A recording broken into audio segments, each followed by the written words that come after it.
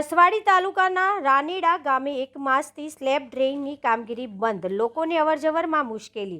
આ એજન્સીએ 1 વર્ષ પછી કામગીરી શરૂ કરી ત્યારે ચોમાસાના 2 માસનો સમય બાકી છે અને કામ અધૂરું મૂકીને ગયા પછી હોળી પછી શરૂ ન થતાં ગ્રામજનોમાં રોષ. કોન્ટ્રાક્ટરે નદીના સામા છેડે બ્રિજનો છેડો પાયો ખોદીને મૂક્યો છે અને ખાડો મોટો છે, કોઈ બાળક પડે તો મોતને ભેટે તેમ છે. જ્યારે આદિવાસી વિસ્તારમાં વિકાસના કામો ચાલુ હોય ત્યારે લોકોની જાણકારી માટે સાઇનબોર્ડ કામ ચાલુ છે તેવા મારવા જોઈએ, પરંતુ મારવામાં નથી આવતા.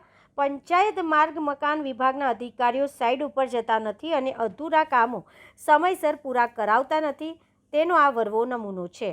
લોકોનો આક્ષેપ છે કે ચોમાસામાં આ રસ્તો બંધ થઈ જાય તેમ છે, ત્યારે વહેલી તકે સ્લેબ ડ્રેઇનની કામગીરી શરૂ કરાવવી જોઈએ. સરકારે 2 કરોડ રૂપિયા સ્લેબ ડ્રેઇન બનાવવા માટે ફાળવ્યા છે, પરંતુ કામગીરી અધૂરું હોવાથી લોકોને ફરી ચોમાસામાં તકલીફ ન પડે તે માટે કોન્ટ્રાક્ટર પાસે ઝડપથી કામગીરી કરાવવી જોઈએ. આનંદી આવી જાય એટલે અહીંયા મારે રસ્તો બધો બંધ થઈ જાય. મારે પછી આપણે એમને સરકાર પોણે ઓછું થાય તો સરકાર પછી પડી સાહેબ. અમારે એવું જ થાય ને સાહેબ, અહીંયાથી આવે અહીંયા રસ્તા વગર શું કરે પછી પડે જ થી ખાડામાં શું થાય. અમારે વેરે ટકે બની જાય તો સારું કહેવાય. અમારા અહીંયા રસ્તામાં અવર જવર કરવામાં તકલીફ પડે છે. નારું જલ્દી બની જાય તો સારું. પુલ વહેલા તકે. કેટલા મહિનાથી કામ બંધ છે? 2 મહિનાથી કામ બંધ છે. અહીંયા તમે ચાલીને જાઓ તો શું મુશ્કેલી પડે?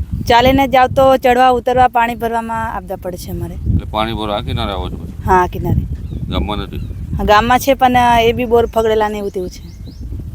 તો શું માંગ તમારી? અમારી માંગ છે કે જલ્દી વહેલા 6ઠા મહિના પહેલાં નારું બની જાય. આ મહિનાથી કામ બંધ થઈ ગયું છે, બરાબર. હવે આ લગ્ન પ્રસંગ હોય, ગાડી કાઢવો હોય, કોઈ બી કાઢવો હોય તો જવા આવવા માટે બહુ મુશ્કેલી છે. કોઈ બી નાનો મોટો પ્રસંગ હોય તો બધાને ચેક ફરીને જવું પડે છે. રાત્રે અંધારામાં જવા આવવા માટે મોટા મોટા ખાડા છે, બરાબર છે. નદીમાંથી નીકળાતું છે જ નહીં. હા, જેમ બને તેમ ચોમાસા પહેલાં અમારું આ કામ પૂરું થઈ જાય તો સારું રહે. ચોમાસા પછી બહુ અઘરું પડે એમ છે.